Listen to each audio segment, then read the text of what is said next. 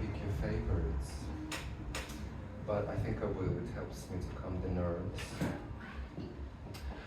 Anyway, just to kick things off, there was one very transformational story in my childhood. When I was very little, about 8 or 9, my parents hosted a party, and you know this least liked friends of your parents coming into your room to speak to you.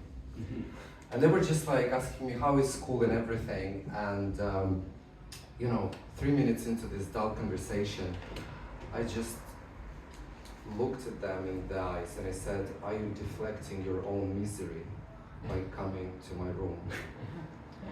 And they were like really shocked and offended, but I felt very proud to have defended my personal boundaries early on in my life, and my mom very much told me off for being rude for her to her best friends.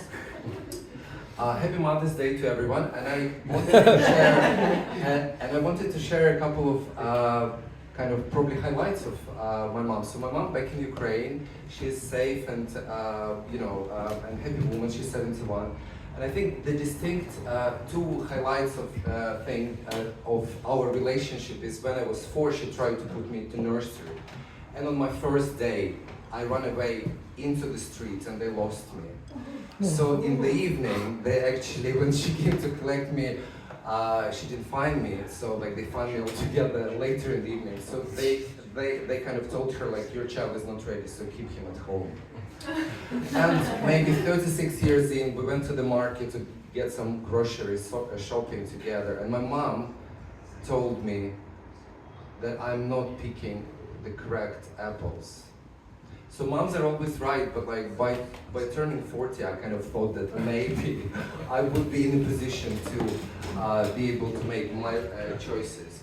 So 3 things you need to know about me. Obviously, I'm Ukrainian. I lived here for 15 years, and yes, I have a very beautiful existential dread in my beautiful hazelnut eyes. I run marathons. Yes, I'm currently dating somebody very special. Her name is Trava. And last but not least, I'm an executive coach, which kind of means that I simply know better.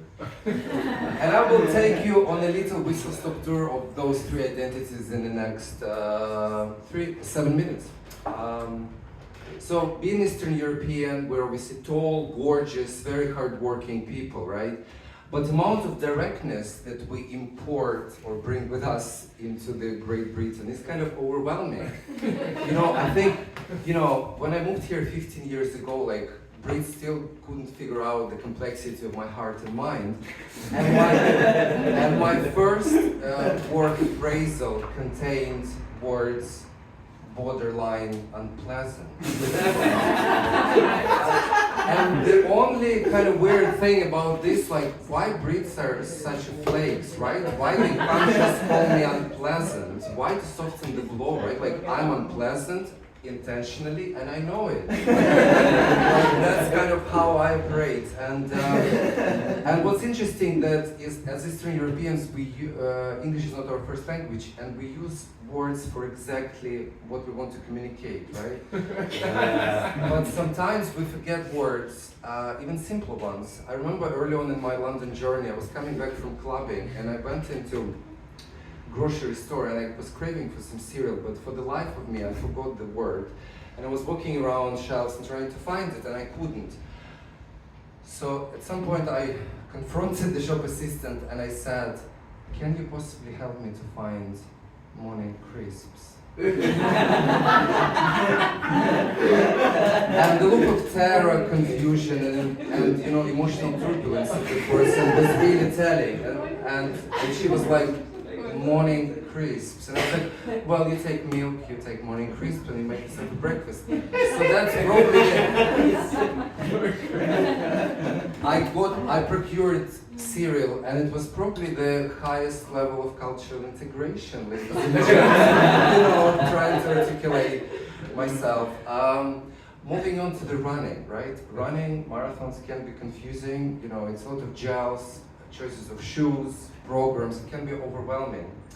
But there are some benefits of running marathons. Well, there is at least one.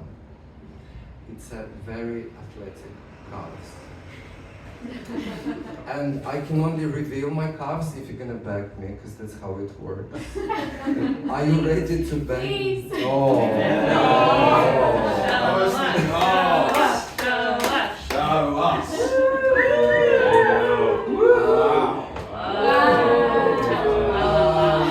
And you know, I kind of Googled what are the benefits of the fit calves, and it actually decreases the risk of stroke. It's a legitimate story, Google it. But what I realized that having such fit calves also increases your chance of getting stroked by somebody who might be quite attractive. Let's leave it right there for the moment. And you know, when I run towards uneventful people, it's pretty dull. But when I noticed somebody who is very attractive and appealing for my taste, I activate something what I call gracious leopard. And I run, my technique improves and I become more gracious, because you never know, you might be running into somebody who you will be sharing mortgage in 12 months. So there are chances right there. And last benefit of fit calves and running is it helps with the hecklers. 2 weeks ago, a lovely lady at the back heckled me in the middle of my set. So after the gig, we did a solid running workout. Yes, I was chasing her down the street. So if you would like to heckle me, check in with your fitness levels. Start doing the calf stretches now prior to heckling, and then we can, you know, we can test each other outside. But in a very collegial and friendly way. It's Mother's Day. It's non-violence, please. So moving on to the executive coaching is the pinnacle of my identities, I think. And you know, executive coaching is all about, you know, asking incisive, open questions to make people think harder and find the solutions, and actually trying to help them unlock their potential in life, or realize there is no potential. Because I think it's much better to know, right?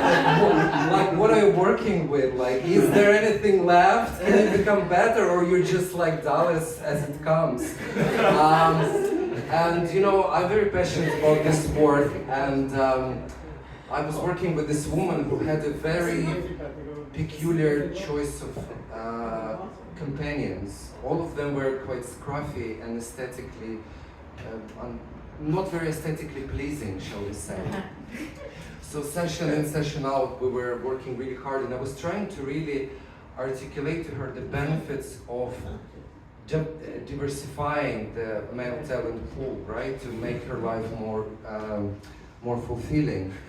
But at some point I realized there is so much wall of resistance, so I needed to intervene with a kind of directness of Eastern Europeans. So I looked into her eyes and I said, Geraldine, can you do me a favor and start fucking more attractive men?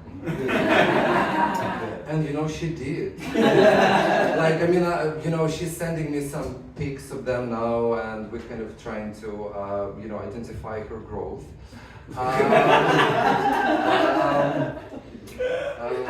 Yeah, nearly on time, oh my goodness. Yeah, it's all about good vibes. You have been aesthetically pleasing to my eyes.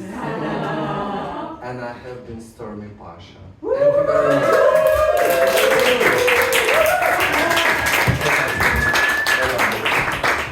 Stormy Pasha, everybody.